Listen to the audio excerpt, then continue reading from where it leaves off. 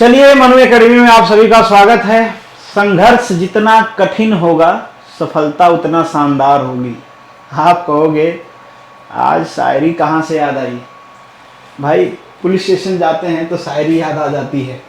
खैर, तो हमारा आज का डिस्कशन सिलेबस एनालिसिस पे है। अब पहला क्वेश्चन यही उठता है कि यहाँ पे दो पोजीशन मेंशन है, तो क्या दोनों का सिलेबस सेम है? आपको पता ही है, एग्जैक्टली सेम है। मतलब ISHO की बात करें हम, ISHO और assistant director industrial safety and health, इन दोनों का syllabus word to word same है। ये अच्छी बात है कि खराब? काफी लोगों के लिए अच्छी बात है। जिनके पास एक्सपीरियंस है वो दोनों में अपीयर हो पाएंगे। सेम ही चीज पढ़ना है, कुछ अलग से पढ़ना नहीं है। और जो दोनों में एलिजिबल नहीं है उनके लिए ये अच्छी बात है कि अगर कोई उसमें सेलेक्ट हो गया तो ये वाली पोजीशन छोड़ देगा, तो थोड़ा सा कंपटीशन कम हो जाएगा। खैर, हमारा डिस्कशन सिलेबस का है तो डायरेक्टली सिलेबस पे चलते हैं। सिलेबस का बेसिक डिस्कशन यहाँ पे करेंगे। इसके बाद एक डिटेल डिस्कशन में टाइम टेबल के साथ कि आपको ये टॉपिक कितना टाइम में कंज्यूम कर लेना है, उस टॉपिक से कितने क्वेश्चन पूछे जाने की पॉसिबिलिटी है, क्योंकि वेटेज भी चेंज हुआ है। और जो पहले क्राइटेरिया हुआ करती थी, इससे पहले जो पुरानी दो वैकेंसी थी उसमें क्राइटेरिया थी कि 100 मार्क्स का एक्ट आएगा, 100 मार्क्स का जो टेक्निकल है वो आएगा। फिर बाद में उन्होंने डेप्यूटी डायरेक्टर के लिए वो क्राइटेरिया हटाई, तो ऐसा लगा कि डेप्यूटी डायरेक्टर हाई लेवल की पोजीशन है इसलिए हटा दिया होगा। पर इस बार वो जो बाइफर्केशन था वेटेज का, वो इन्होंने ISHO और असिस्टेंट डायरेक्टर दोनों के लिए हटा लिया है। इसका मतलब ये है कि कोई वेटेज नहीं दिया है कि टेक्निकल कितने का आएगा, एक्ट कितने का आएगा, नॉन टेक्निकल कितने का आएगा, ये आप सभी लोगों को पता है। और सिलेबस भी सेम है, नॉन टेक्निकल का सिलेबस सेम है, एक ही चीज पढ़ना है। मल्टीपल टाइम मैंने कहा है, आपके पास जो भी बुक है बिना फिक्र के वो पढ़िए, कोई प्रॉब्लम वाली बात नहीं है। जनरली जो होता है वो वीक ही होता है। इंजीनियर्स का जो टेक्निकल की तैयारी कर रहे हैं, हाँ, आप में से बहुत सारे कैंडिडेट होंगे जो नॉन टेक्निकल की तैयारी करके आएंगे, उनका ये अच्छा होगा। तो उनको मैं कहूंगा कि आप 100 में 55 प्लस टारगेट करना। 55 plus is the good score for the technical candidate in non technical portion. ठीक है, 55 प्लस अगर आप स्कोर करते हो तो बेटर है। थोड़ा सा टेक्निकल में आपका हाथ तंग रहेगा तो यहां पे आपका काम चल जाएगा। ठीक है, जो नॉन टेक्निकल वाले हैं, किसी का 25 आता है, किसी का 30 आता है, किसी का 35 आता है, वो बिलो 50 में ही रहते हैं।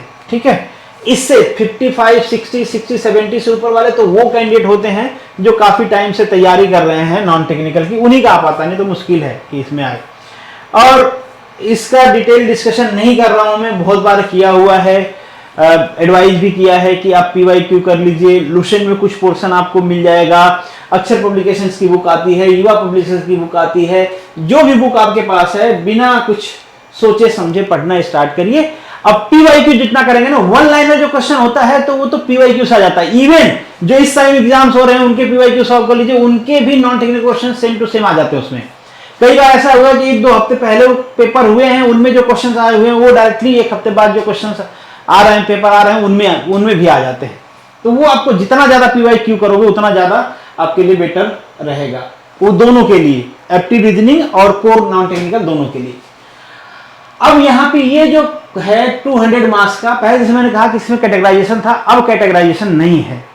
इसका एक कंक्लूजन तो यही निकलता है, मैं अपने तरफ से ये कंक्लूजन देता हूं कि इस बात की पॉसिबिलिटी ज्यादा है कि जो पहले एक्ट 100 नंबर का आता था और 100 का टेक्निकल आता था, क्या अब कैटेगराइजेशन नहीं है तो क्या एक्ट का वेटेज उतना ही रहेगा 100 मार्क्स? तो मेरा जवाब है कि नहीं। अब इसका मुझे लगता है कि लेस देन 50 रहेगा, मतलब पॉसिबिलिटी ज्यादा है कि ये लेस देन 50 हो जाए जो नॉन टेक्निकल वाला पोर्शन है या एक्ट वाला पोर्शन है।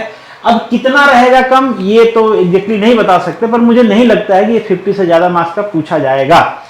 डिटेल डिस्कशन करेंगे कि उसमें से कहां से पूछा जा सकता है एक्ट में से, और जो नया एक्ट आया है या ऐड हुआ है, जो पोर्शंस ऐड हुए हैं कुछ, बहुत घबराने की बात नहीं है। जो आपको कोर्स में कराया गया है उसमें मैक्सिमम पोर्शन है। जो चीजों को उन्होंने स्पेसिफाई किया है, कहीं कहीं पे उन्होंने एक्ट लिख दिया, सेक्शन लिख दिया है इस सेक्शन का, उसको थोड़ा सा डिटेल में कर लेंगे। क्यों? क्योंकि उन्होंने मेंशन किया है, फिर वहां से डिटेल में क्वेश्चंस आ सकते हैं। ठीक है, पहले वो 100 मार्क्स का था, नंबर ऑफ सेक्शन ज्यादा थे, अरे नंबर ऑफ एक्ट ज्यादा थे, तो उस हिसाब से कराया गया था। अब नंबर ऑफ एक्ट कम है, तो फिर थोड़ा सा ब्रीफ करके कि भाई इसमें और किस टाइप के क्वेश्चन पूछे जा सकते हैं वो मैं करवा दूंगा आपको, ठीक है। पर हाँ, ये यही सोच के करना है कि आपको 150 जो 200 है वो टेक्निकल से लाना है, और 50 मार्क्स का या 45 मार्क्स का 45 to 50 आपका नॉन टेक्निकल से लाना एक्ट, ये सोच के पढ़ना है। तो इसके हिसाब से पर एक्ट का क्या वेटेज बनता है या कहां से ज्यादा आएगा कहां से कम आएगा वो सब हम डिस्कशन करेंगे। क्या चीज न्यूज में है, क्या चीजें उठाई जा सकती हैं, वो सब करेंगे हम लोग डिस्कशन, ठीक है। अब जब टेक्निकल का वेटेज बढ़ रहा है तो फिर ये भी होगा भाई कौन से सब्जेक्ट का वेटेज बढ़ेगा, और यहाँ पे तो सब्जेक्ट छोड़ो सीधा दिया गया element of mechanical, electrical, chemical, मतलब पूरा मैकेनिकल इंजीनियरिंग करना है क्या हमको, जवाब है कि नहीं। मैं हर बार कहता हूं कि जहां पे इस टाइप का मिक्स ऑफ इलेक्ट्रिकल वाला पूरा मैकेनिकल पढ़ने बैठ जाए तो ये उसका बेवकूफना है, बहुत दिनों का टाइम नहीं है। तो आप पूरा मैकेनिकल वाला इलेक्ट्रिकल पढ़ ले, पूरा केमिकल वाला मैकेनिकल पढ़ ले, एक्सपेक्ट नहीं किया जा सकता है।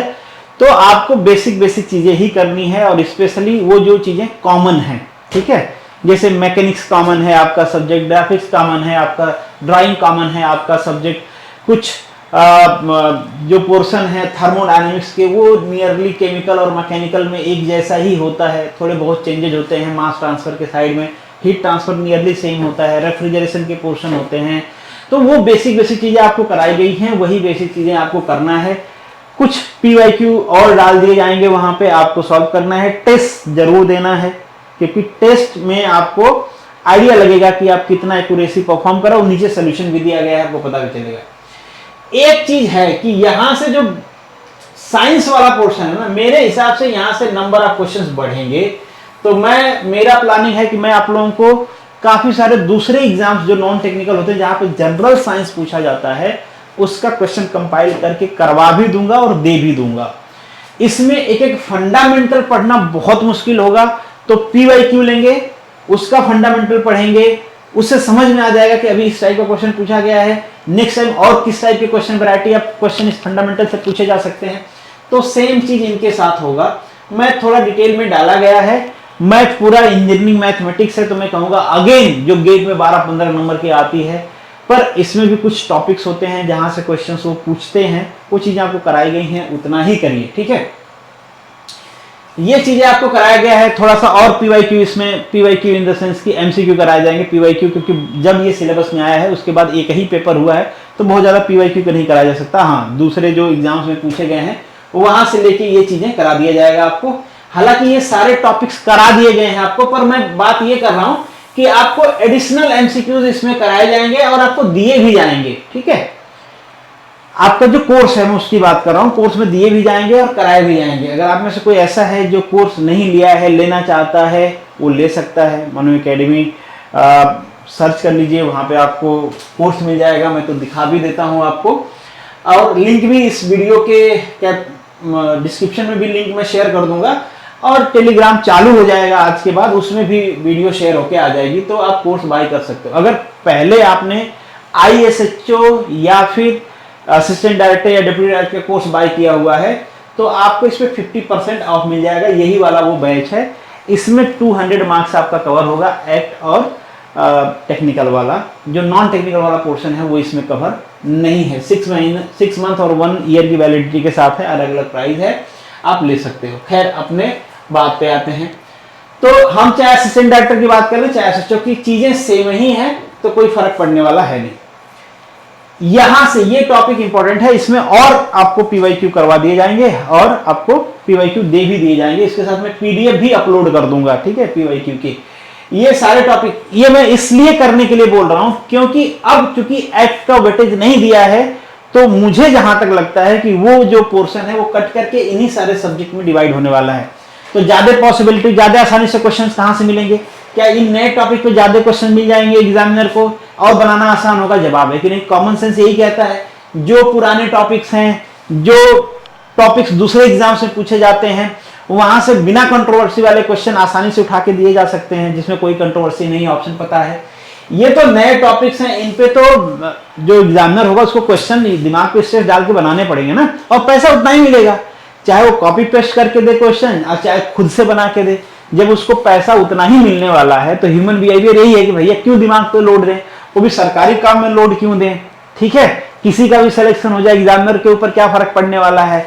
तो वो क्या करेगा, उन टॉपिक से क्वेश्चन ज्यादा उठाएगा जिनसे आसानी से मिल जाते हैं क्वेश्चन। तो ये जो टॉपिक आपका 1 to जो 1 है ज्यादा इंपॉर्टेंट है, 2 ज्यादा इंपॉर्टेंट है, 3 भी कुछ हद तक, बहुत ज्यादा नहीं क्योंकि बहुत वेल नोन नहीं है, 4th भी बहुत वेल नोन नहीं है, 5th भी बहुत वेल नोन नहीं है, 6 वेल नोन है तो 6 का वेटेज ज्यादा हो जाएगा।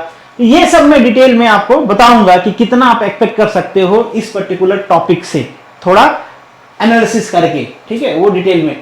7th भी बहुत ज्यादा वेल नोन नहीं है तो वहां से भी लिमिटेड नंबर ऑफ क्वेश्चन ही रहेंगे। जो 8 है इन सब से भी मतलब बेसिक क्वेश्चंस रहेंगे।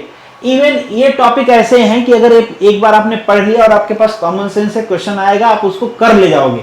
इवन जो आपका इनसाइट्स कहेगा ना कि ये वाला सही लग रहा है, वो सही हो जाएगा, क्योंकि जनरल बेस्ड क्वेश्चन होंगे, कॉमन सेंस बेस्ड क्वेश्चन होंगे। इन सब पे जो चीजें होती हैं वैसे होंगे, क्योंकि आप एक्ट तो पढ़ ही लियो, इससे रिलेटेड एक्ट है, उन्हीं से रिलेटेड यहाँ पे बातें लिखी गई हैं। बट जनरल टॉपिक है, कोई स्पेसिफिक एक्ट और रूल्स नहीं है, तो स्पेसिफिक क्वेश्चन भी नहीं बन सकता, जनरल क्वेश्चन बनेगा, दैट्स इट, ठीक है। हाँ, ये टॉपिक 10वां नंबर भी इंपॉर्टेंट है, क्योंकि इससे क्वेश्चन आसानी से बनाए जा सकते हैं, स्टैटिक्स क्वेश्चन बनाए जा सकते हैं जिसमें कोई डाउट नहीं है, तो यहां से क्वेश्चन बनेंगे, ये आपको पढ़ना चाहिए। यहां से क्वेश्चन बनेंगे 10th और 11th नंबर इंपॉर्टेंट है, 12th नंबर आपके लिए इंपॉर्टेंट है, और यहां से 4-5 क्वेश्चन बन जाते हैं, ठीक है। तो ये आपके टेक्निकल की एनालिसिस है, यहां से क्वेश्चंस आएंगे। मैं एक डिटेल वीडियो ऐप में डालूंगा हर टॉपिक से रिलेटेड कि भाई यहां से कितने नंबर ऑफ क्वेश्चन हो सकते हैं और इनमें कौन से वो सब टॉपिक्स हैं जहां से क्वेश्चन आपसे पूछे जा सकते हैं, और किस तरीके से आपको उसको टैकल करना है, और मैं किस तरीके से उसको आपको करवाने वाला हूं।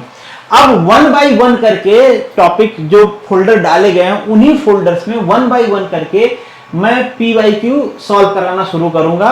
उससे आपका फंडामेंटल भी क्लियर होगा और PYQ भी आपको समझ में आएंगे किस टाइप के पूछे जाते हैं। अब एक्ट पे आ जाते हैं। एक्ट आपके लिए आसान कर दिया गया है, बहुत सारे एक्ट निकाल दिए गए हैं, वही एक्ट मेंशन है, उसी से रिलेटेड रूल्स मेंशन है, तो सिमिलर चीजें होंगी, आपको पढ़ना आसान होगा। ये कराया गया है, पर इनमें जो जो टॉपिक्स बचे हैं वो आपको करा दिए जाएंगे। कितने टोटल एक्ट्स हैं? 1 2 टोटल 6 या 7 हैं, जिसमें ये छोटे हैं, इनमें थोड़े ज्यादा डाले गए हैं, ये भी छोटे ही हैं, ये ऑलरेडी कराए गए हैं।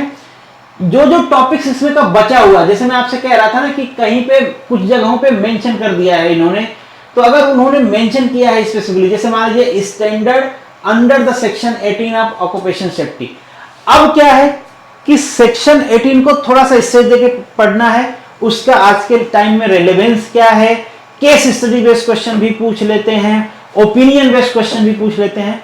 तो जब इस टाइप के कहीं पे टॉपिक्स मेंशन है नाम लेके, तो उनको थोड़ा सा हमको डिटेल में पढ़ना होता है, वो सेक्शंस क्यों सबमिट किए गए, रीजन क्या था उसके पीछे, तो वो सारी चीजें पढ़ाया जाएगा, आपको बताया जाएगा। जो जो चीजें नई ऐड हुई हैं मैं 1 by 1 करके सारी चीजें ऐड करूंगा। हालांकि उससे रिलेटेड जो एक्ट्स हैं, ठीक है, वो ऑलरेडी डाले गए हैं, कुछ कुछ चीजें जो उसमें स्पेसिफाई कर रखा है वो हम सेपरेटली पढ़ लेंगे, ठीक है।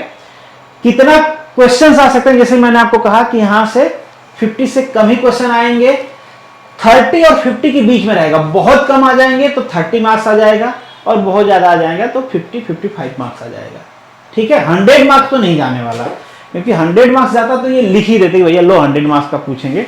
वैसे ऐसा नहीं है कि हम नहीं कहेंगे तो नहीं पूछेंगे, पूछ सकते हैं, पर पॉसिबिलिटी कम है। इतने कम टॉपिक से 100 मार्क्स बनाना, फिर सिमिलरिटी इन द क्वेश्चंस आने लगेगी, एक जैसे क्वेश्चन बनने लगेंगे, वो कॉम्पिटिटिव एग्जाम के लिए खराब होता है।